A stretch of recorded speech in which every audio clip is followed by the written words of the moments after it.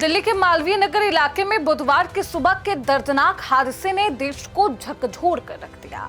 मालवीय नगर के flourish stay B&B hotel में सुबह करीब 8:48 पर आग लगी और इस हादसे में 17 विदेशी नागरिक सहित 21 लोगों की जान चली गई। 40 से अधिक लोगों को रेस्क्यू किया गया, लेकिन अब सवाल यह है कि आखिर लापरवाही किसकी और इमारत में आग लगी तो लगी कैसे? लोगों को अपनी जान बचाने का मौका क्यों नहीं मिला? और सवाल यह है कि आखिर देश की राजधानी में कितने डेथ चैम्बर हैं जो दिखने में भले ही आपको बेहतरीन होटल लग रहे हो, रूम लग रहे हो, किफायती लग रहे हो, जहां की फ्रेग्रेंस भले ही आपके मन को मोह रही हो और जिसमें ठहरने के बाद आपकी जेब भी राहत की सांस ले रही होगी, लेकिन क्या उनके पास एनओसी है? कितने डेथ चैम्बर है? इन तमाम सवालों का आज आपको जवाब देंगे। आप कितने सेफ हैं देश की राजधानी दिल्ली में? बहुत स्वागत है आपका। आप देख रहे हैं प्राइम न्यूज का डिजिटल प्लेटफॉर्म। मैं हूं आपके साथ श्रुति अंकल।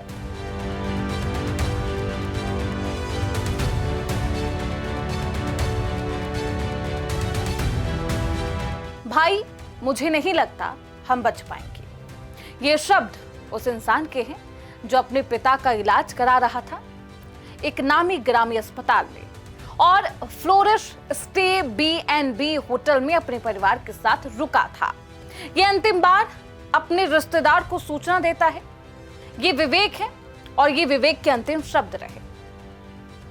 इस हादसे में ना तो विवेक बचे हैं, ना ही उनकी पत्नी, ना ही उनकी दोनों बेटियां और ना ही उनकी मां बच पाई। बस उनके पिता बच पाए क्योंकि वो इस होटल में नहीं थे, वो एक रेस्टोरेंट में थे। ये सिर्फ एक परिवार की अंतिम कहानी नहीं है। अंतिम शब्द सिर्फ विवेक के नहीं है, बल्कि उन्हें 21 लोगों के हैं और ये दर्द उन 21 परिवारों का है। चलिए अब जानते हैं कि अग्नि तांडव की जो टाइमलाइन थी वो क्या थी।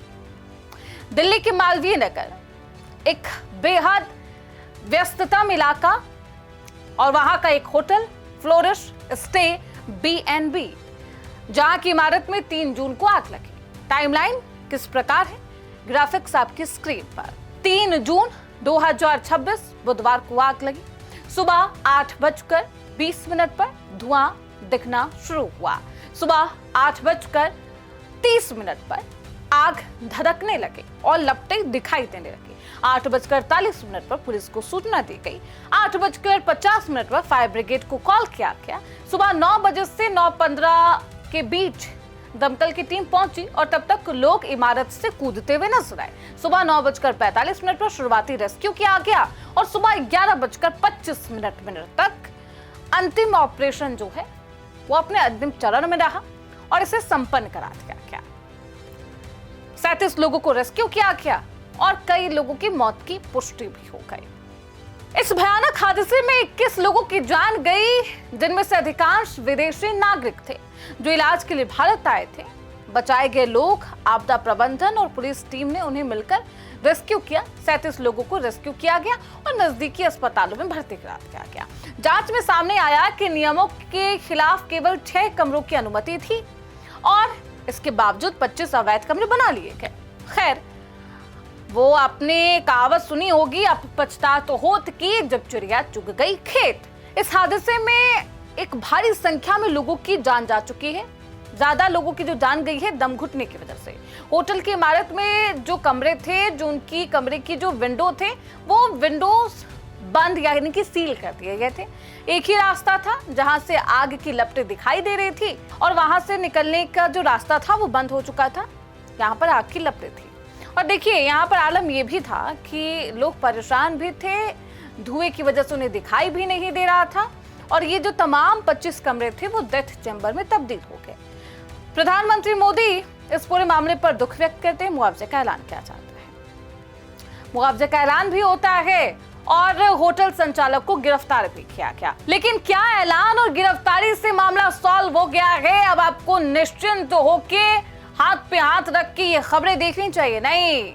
आपने कहावत सुनी होगी, precaution is better than cure, लेकिन प्रशासन इस कहावत को सुनकर अनसुना कर देता है। रिपोर्ट ये दावा करते हैं कि राजधानी में एक या दो नहीं बल्कि कई डेथ चैम्बर है, कई ऐसे होटल हैं जो बिना एनओसी के संचालित हो रहे हैं। मालवीय नगर ही नहीं बल्कि दिल्ली में और भी कई टाइम बॉम्ब हैं जो टिक टिक टिक बज रहे। दिल्ली में संभावित टाइम बॉम्ब वाले क्षेत्र आपकी स्क्रीन पर। मुकुंदपुर और भलसवार डेयरी, यहाँ अवैध रूप से गैस रिफिलिंग का काम चलता है और ये किसी डेथ चैम्बर से कम नहीं। अनाज मंडी और करोल बाग, साल 2019 के दर्दनाक हादसों के बाद भी इन घनी आबादी वाले क्षेत्रों में आवासीय मकानों में चल रही है अवैध फैक्ट्रियां टाइम बॉम्ब से कम नहीं। अनधिकृत कॉलोनियां जैसे कि संगम विहार, मुंडका और बवाना, इन इलाकों में संकरी गलियां हैं। बिना सुरक्षा मानकों के यहाँ पर कई पीजी चलाए जा रहे हैं। गोदाम कम रिहायशी ढांचे बचाव कार्य में बाधा बनते हैं। विवेक विहार, शिशु गृह, दुर्घटना और रिहायशी क्षेत्रों के अस्पताल बिना उचित एनओसी और अग्नि निकासी के चल रहे छोटे अस्पताल, व्यावसायिक प्रतिष्ठान भी गहन खतरे के दायरे में आते हैं। अब सवाल है कि इतनी मौत का असली विलेन कौन है? क्या ये सवाल आपके मन में आया? अगर आपके मन में भी आया तो जवाब आज हम आपको यहां देंगे। पहला विलेन, होटल का मालिक लवकेश बजाज, जिसे गिरफ्तार किया गया। उसकी जो लालच जो बेलगाम हो चुकी थी, जिसकी वजह से इतनी जाने गई। सबसे पहली और सीधी जिम्मेदारी होटल मालिक लवकेश बजाज की है। केवल 6 कमरों की अनुमति होने के बावजूद 25 कमरे चलाए गए। बेसमेंट को भी कमर्शियल तरीके से इस्तेमाल किया गया और एनओसी तो फायर एनओसी उनके पास थे ही नहीं। और इन तमाम व्यवस्थाओं को नजरअंदाज किया गया। ये भूल नहीं है बल्कि एक सोची समझी और आपराधिक लापरवाही है। स्थानीय प्रशासन और भ्रष्टाचार। दूसरी जिम्मेदारी जिस पर होनी चाहिए वो है हमारे अधिकारी, प्रशासनिक ढांचा जिसकी नाक के नीचे ये सब कुछ सालों से चल रहा था। साकेत, मालवीय नगर जैसे पॉश और व्यस्ततम इलाकों में बिना अनुमति के 6 मंजिला इमारतें आपको दिखाई देती होंगी। व्यावसायिक गतिविधियां इनमें चलती हैं। स्थानीय नगर निगम, एमसीडी, पुलिस या बिल्डिंग विभाग को भनक तक नहीं लगती। ये बिना मिलीभगत या घोर लापरवाही के मुमकिन ही नहीं है। रेगुलेटरी बॉडीज की सुस्ती भी तीसरी अहम वजह है और ये विलेन है। दिल्ली फायर सर्विस और अन्य लाइसेंसिंग अथॉरिटीज द्वारा समय समय पर इन कमर्शियल हब्स और होम स्टे का औचक निरीक्षण किया जाना चाहिए और नहीं करना ये भी एक खामी है। जब तक कोई और हादसा नहीं होता तब तक जो अधिकारी हैं वो नींद में सोए रहे थे और हाफी ले रहे होते हैं, हाथ पर हाथ रख के बैठे रहते। ये हादसा इस बात का सबूत है कि जब जब नियम बनाने वाले और नियम लागू करने वाली एजेंसियां अपना काम ईमानदारी से नहीं करती तो उसकी कीमत बेकसूर नागरिकों को अपनी जान देकर चुकानी पड़ती है।